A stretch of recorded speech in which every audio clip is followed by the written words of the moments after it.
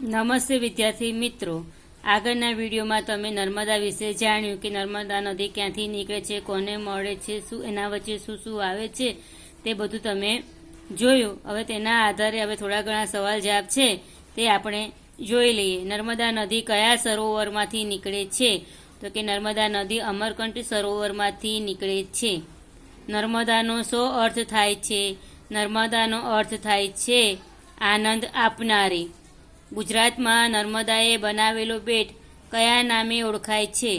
ગુજરાતમાં નર્મદાએ બનાવેલો બેટ કબીર નળ નામે ઓળખાય છે।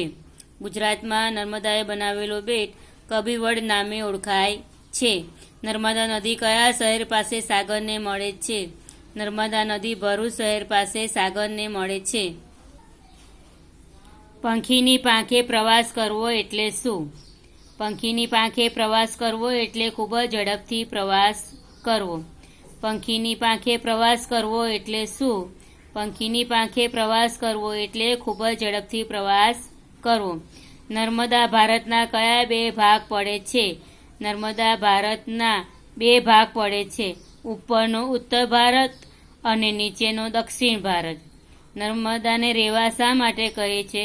કારણ કે નર્મદાને રેવા એટલા માટે કહે છે કારણ કે નર્મદા કોઈ વખત શાંત બની જાય છે, કોઈ વખત ગંભીર બની જાય છે, કોઈ વખત ઉછળતી કૂદતી આવે છે, માટે તેને રેવા કહે છે। બંદરકૂદ વિશે સાહસની શી વાત કરવામાં આવી છે? તો કે આ બંદરકૂદમાં પર્વતો ઉપર એક પર્વત પરથી બીજા પર્વત ઉપર બંદરો કૂદાકૂદ કરે છે તેવા એટલે અને એ વખતે પહેલાંના જમાનામાં આ પર્વતો ઉપર સૈનિકો પોતાના ઘોડાઓ કુદાવી જતા હતા।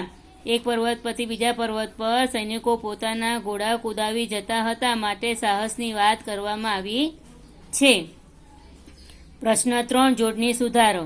અહીંયા નૌકાવિહાર, અણીદાર, શૂરવીર, આજ્ઞાંકિત, પથ્થર અને જીવાદોરીની જોડણી ખોટી છે, એ તમારે સુધારીને સાચી લખવાની છે। સમાનાર્થી શબ્દો: પર્વત એટલે કે પહાડ, શિલા એટલે પથ્થર, નજીક એટલે પાસે, લાભ એટલે ફાયદો, કિનારો એટલે કાંઠો અને જળ એટલે પાણી। વિરોધી શબ્દના અર્થ આપો: પૂર્વ પશ્ચિમ, અજવાળું અંધારું, સુંદર કદરૂપું, લાંબી ટૂંકી, ઊંચે નીચે, સુખ દુઃખ।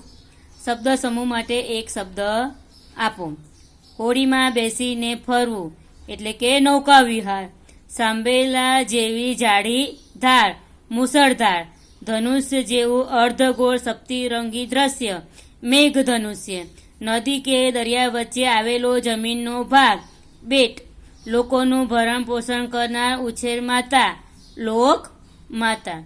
વિદ્યાર્થી મિત્રો, આ 1 થી પ્રશ્ન 6 તમારી નોટમાં લખવાના છે। હું ફોટો પાડીને તમને મોકલી આપું છું, તમારે તમારી નોટમાં લખવાના છે।